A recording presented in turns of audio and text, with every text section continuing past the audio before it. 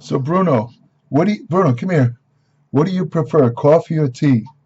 What do you think is healthier? What do you like to drink, coffee or tea? What? You like coffee? Do you take a cigarette with that? No, you don't smoke. All right, Bruno, you want to? Let's talk about coffee or tea and which is the preferable health drink. Okay? Say hello to everybody. Hi, folks. I'm Bruno. Okay, go ahead, bud. All right. So anyway, that's we're going to talk today about coffee versus tea, which is a healthier drink, and what's the advantages of each. Of course, these are the two of the most popular beverages in the world. I think I've written articles about caffeine and coffee in my Applied Metabolics newsletter. I think I read, if I remember correctly, the statistics, something like about 80 or 90% of the world's population drink coffee. So it's by far the world's most popular beverage. Coffee is also the most common source of antioxidants in the diet. A lot of people that don't eat foods that are high in antioxidants, such as fruits and vegetables, a lot of them will eat coffee. And since they don't take food supplements, coffee is their primary source of these antioxidants. And as I will discuss later, because of this, coffee imparts a lot of surprising health benefits. It's actually very good for you, except in rare circumstances. Now, as far as the caffeine content of coffee, that can vary with depending on how long you brew the coffee, how much coffee you drink. Obviously, the more coffee you drink, the more caffeine you're going to get. The preparation method. Coffee usually has about twice as much caffeine as an equal serving of tea, and that's something to take into account if you're sensitive to caffeine. About 20% of the population gets this kind of almost severe anxiety when they drink even one cup of coffee. For years, they just thought it was due to the stimulation effect of caffeine. In more recent years, they've kind of uncovered the real reason for this. It has to do with certain genetic differences, what they call in medicine polymorphisms, which basically, to make a long story short, some people metabolize caffeine slower or faster than others. The people that metabolize caffeine more slowly are going to get more or less an accumulation of caffeine as they drink a couple of cups of coffee. Even one cup can do it, and they're going to get some side effects like jitteriness, anxiety. You'll know if you're in this category. You don't have to have genetic tests, simply because if you're one of these people that drinks a cup of coffee and gets all jittery, then it's a good idea you're a slow metabolizer of caffeine. There is a nutritional antidote around this. You take there's an amino acid supplement, which actually this amino acid, oddly enough, is found naturally in tea, which I'll talk about in a minute. It's called L-theanine. L-theanine acts as kind of a counterbalance to the stimulating effects of caffeine, and in that theanine will relax you, but it doesn't put you to sleep, but it kind of calms you down, takes the edge off the stimulation effect induced by caffeine. As a matter of fact, there's an expression called smart drugs and nutrients. The cheapest smart drug or smart or brain stimulating combination you can use is a combination of caffeine and theanine, because the caffeine will stimulate your brain and the theanine will take the edge off caffeine, so you'll have very clear focus and you'll be mentally alert without having an edge where you're having trouble concentrating. Now, what's the amount of caffeine that's considered safe? That comes out to about 400 milligrams a day. That's roughly equivalent to about 4 cups of coffee. The average 6-ounce cup of coffee is thought to contain about 100 milligrams of caffeine. I can't remember what the overdose amount is. I think it's, if I remember correctly, I think it's 100 grams of 100 milligrams. Let me think. It would be about 1,000 milligrams of caffeine. If you ingest it all at once, it can cause severe heart problems. It can cause cardiac arrhythmias. That very rarely happens. There was an instance, I remember myself, years ago, before I had a computer, when I was doing a lot of writing for magazines, I used to take a legal-sized pad, go to a coffee shop or a restaurant, and I'd sit there and I would just write out my article. while drinking coffee to justify my presence in the restaurant. And of course, if you know anything about restaurants, the waiter or waitresses keeps pouring the coffee. Usually I'd keep a count of how much coffee I had, and I'd sometimes be there as long as an hour or even 2 hours writing these articles. There was one occasion, though, where I lost count of exactly how many cups of coffee. I think in retrospect I had to have at least 10 cups of coffee, one after another, which is considered the toxic dose of caffeine. And I felt okay until I stood up and started walking around. I remember going into a bookstore next door to the restaurant, and I had this sudden feeling of panic, like my heart was beating out of my chest, and I felt like I was going to die. It was very, very, very scary. And I figured the only way I could deal with this was to walk around. So I walked all over the bookstore. You know, it was a large bookstore. I walked up and down the aisles. People were looking at me like I was crazy. But luckily, after about maybe a half hour, the effect wore off. I realize now that what I did is I took too much caffeine in at once. That's the only time that's ever happened to me. I've been drinking coffee for years. I've never had any problems. I'm obviously not a slow metabolizer. But anyway, as I said, the safe amount of caffeine at one time is up to 400 milligrams of 4 cups of coffee, which also happens to be the recommended amount to promote the health benefits of drinking coffee. 400 milligrams or 4 cups a day. Any more than this doesn't really promote any particular health benefits, and it leans towards more toxic effects. 1 ounce cup of coffee, 1 ounce cup of brewed coffee, as I said, contains an average of 95 to 100 milligrams of caffeine. Now, you take a cup of black tea, that has 47 milligrams of caffeine, which of course is half the amount. Now, caffeine, as I said earlier, can induce a lot or promote a lot of really oppressive health benefits.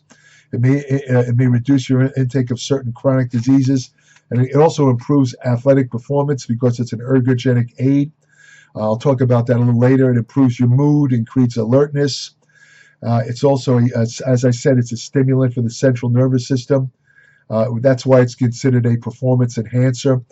The mechanism behind caffeine's performance enhancement, there's a couple of mechanisms. One of them is that it blocks the effects of a chemical produced in the brain and elsewhere called adenosine. Adenosine is a relaxing chemical.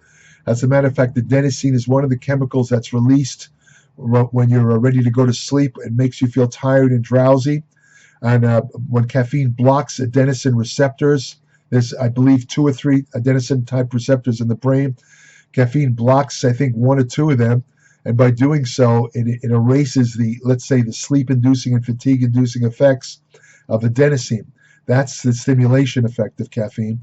A secondary reason why caffeine would be considered an ergogenic aid, and coffee because of its caffeine content, would be because caffeine stimulates the release of catecholamines. These are chemicals such as norepinephrine and epinephrine. These catecholamines interact with a hormone called hormone-sensitive lipase in the fat cells, causes the release of stored fat.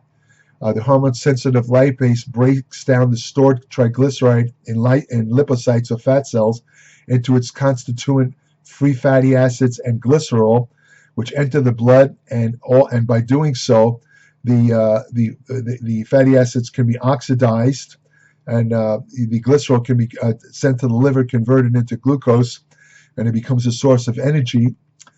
So because of this, this caffeine effect of releasing fat from fat cells is considered an ergogenic effect because it spares limited stores of muscle glycogen in the liver and muscle. By doing so, it extends endurance performance. And studies of caffeine with people involved in weight training. In other words, there's a lot more research showing ergogenic effects of caffeine with endurance exercise. There's not as much with weight training. However, there has been some recent studies showing that caffeine at a dosage of 3 to 6 milligrams per kilogram of body weight, what's about 500 milligrams for a 200-pound man, about 5 cups of coffee, does induce definite ergogenic effects in people who lift weights. You'll be able to train with much more intensity and possibly do more reps.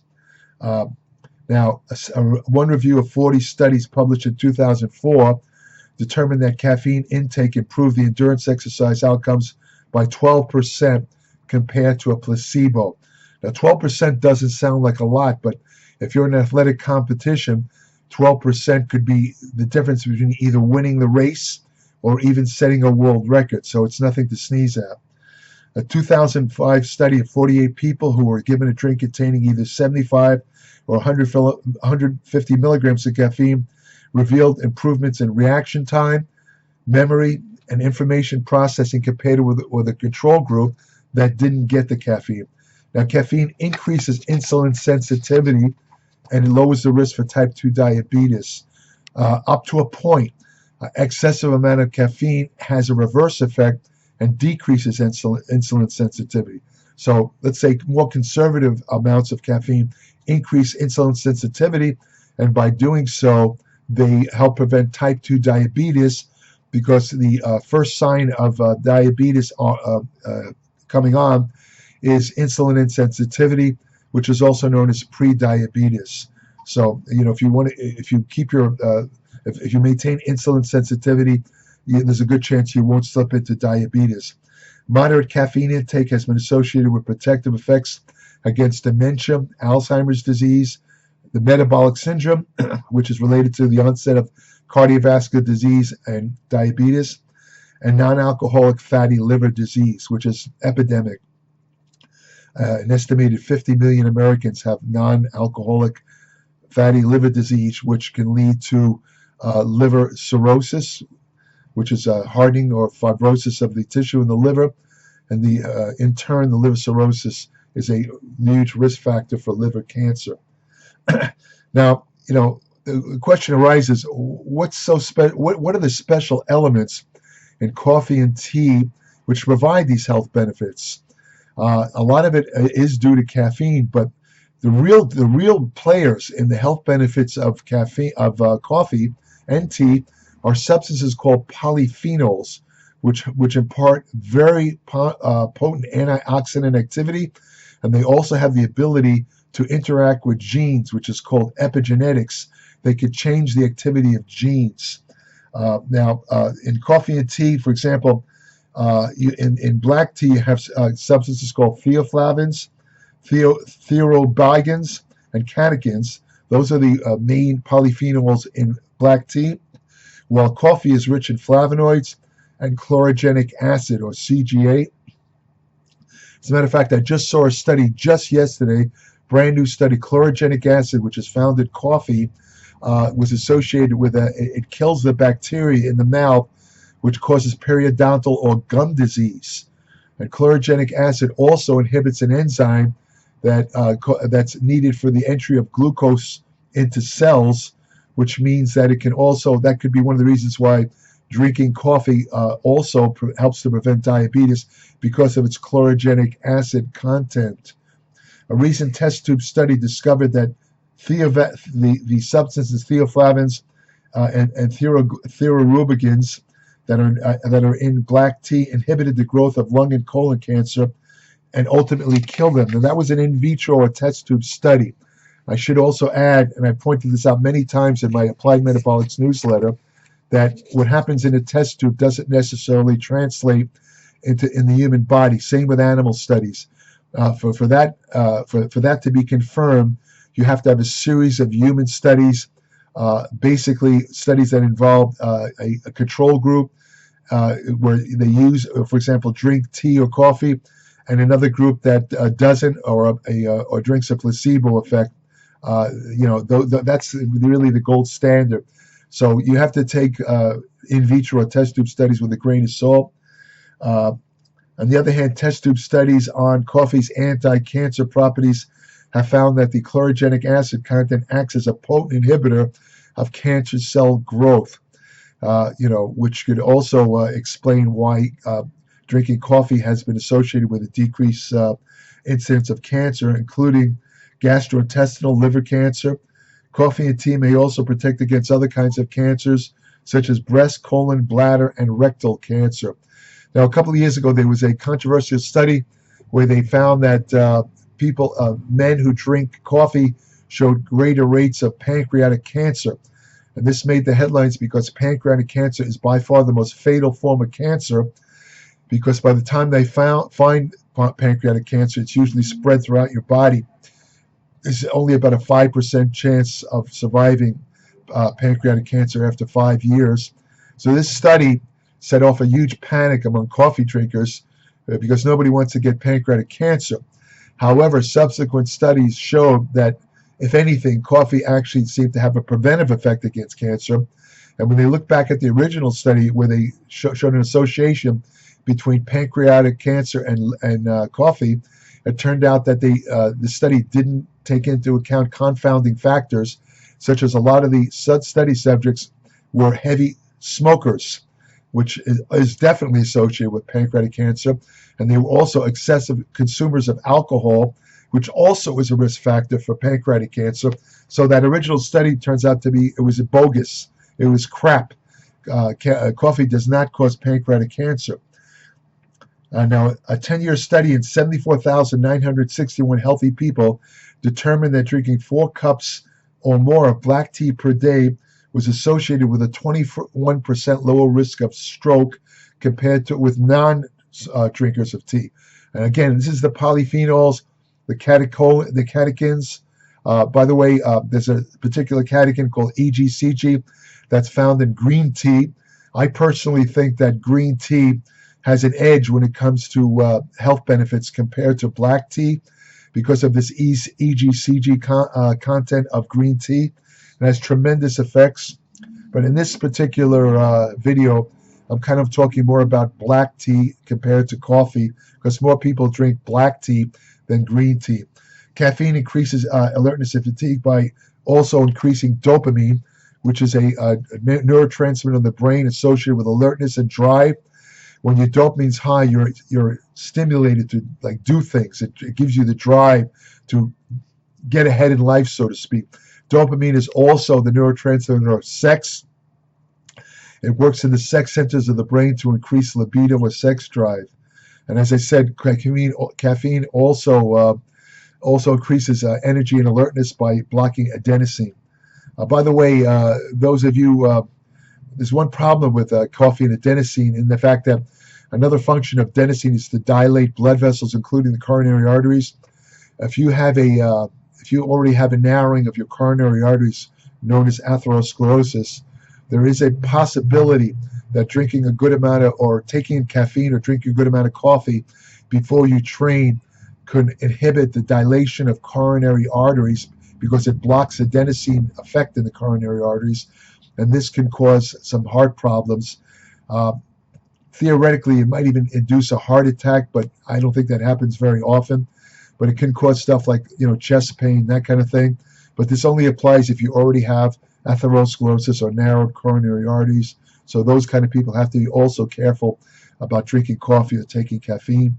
Now, once you ingest caffeine, your body absorbs 99% of it within 45 minutes, but the peak blood concentrations appear as early as 15 minutes after ingestion, and the effect of caffeine lasts for about 6 hours. So keep that in mind about drinking coffee late at night. Its effects will last for 6 hours. And remember, adenosine is needed to help you fall asleep, so you don't want to take in caffeine or coffee before sleep. Tea, as I said, tea contains L-theanine, which is a calming amino acid that can counteract the excessive stimulation effects of caffeine. So anyone who takes a caffeine tablets or caffeine, if you feel like you're excessively stimulated, if you take 200 milligrams of theanine, you'll be okay in just a couple of minutes. Caffeine may increase the number of calories you burn by 3 to 13%, and that's a stimulating metabolic effect. And it maintains its effect for 3 hours after intake, translating into an extra 79 to 150 calories burned. That's one reason. Another reason why it helps you lose body fat. And also the chlorogenic acid in coffee may inhibit the formation of new fat cells. That's very important also. So because when you have new, the more fat cells you have, the harder it is to lose body fat. The theoflavin in tea inhibits the activity of lipases, which are fat digesting enzymes. The black tea polyphenols also favorably affect the balance of bacteria in the intestinal microbiome. This is a huge thing in medicine now. They're studying the effect of the bacteria that resides in the colon. It has tremendous health effects, including 99% of your immune response interacts with the intestinal microbiome. That's a completely different topic. But the important point to remember is that black tea polyphenols are very good for the intestinal microbiome. Other health claims attributed to coffee include protection against Parkinson's disease, a lower risk of type 2 diabetes, and a protection against liver cirrhosis. On the other hand, tea may protect against cavities, kidney stones, and arthritis.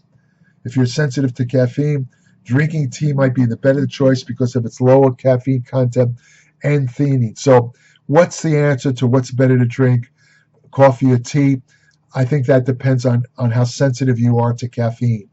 If you're really sensitive to caffeine, you might be better off going with tea. However, both coffee and tea impart health benefits that aren't found in both of them. So, if you can, drink both. But, there really is no huge difference other than the fact that more people drink coffee than tea. But either beverage is very good for you. And it's certainly definitely better than drinking sugar-sweetened beverages and all that garbage. So if you're super sensitive to caffeine, tea might be the better choice. Black tea and green tea are both good, very good choices, very good for your health. So that's about it. If you want to have the most in-depth, best information about nutrition, supplements, anti-aging research, hormonal therapy, fat loss techniques that work, women's health and fitness, ergogenic aids, hormonal therapy, exercise science, subscribe today to my Applied Metabolics newsletter. It's 40 to 50 pages every month. No advertisements. I'm not trying to push any products on you. The monthly subscription cost is less than it's actually 6 times less than the cost of buying a daily newspaper for a month. It's also not much more than buying coffee at Starbucks. But in return, you'll have a ton of information, evidence-based, based on my 58 years of both academic and empirical experience, which can't be compared to anybody in this business. Also, if you subscribe, I will send you an invitation to join my private Applied Metabolics Facebook page, where every day I post new information about nutrition, exercise science, general health, and medicine every day. It's only for subscribers, current subscribers, to my Applied Metabolics newsletter. I also have an email portal on my Applied Metabolics website. Again, this is only for current subscribers. They're welcome to send me short questions. I will only respond to subscribers. I don't respond to unsolicited questions. You're welcome to leave questions or comments under my videos, including suggestions for future videos. However, I cannot guarantee I will answer all the comments. It depends on how much time I have, but you're welcome to leave comments if you want. What else can I say other than if you want to have the best friend you'll ever have? You saw my best friend Bruno at the beginning of this video. Dogs, go to your local shelter, adopt a dog. They're the most loving, loyal creatures on the face of the earth. You won't be sorry. Thank you for listening.